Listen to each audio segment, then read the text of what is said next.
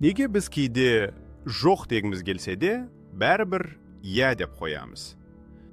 Себебі бала кезден бізге әдепті бол, ренжітпе, бәріне көмектес деп үйретті.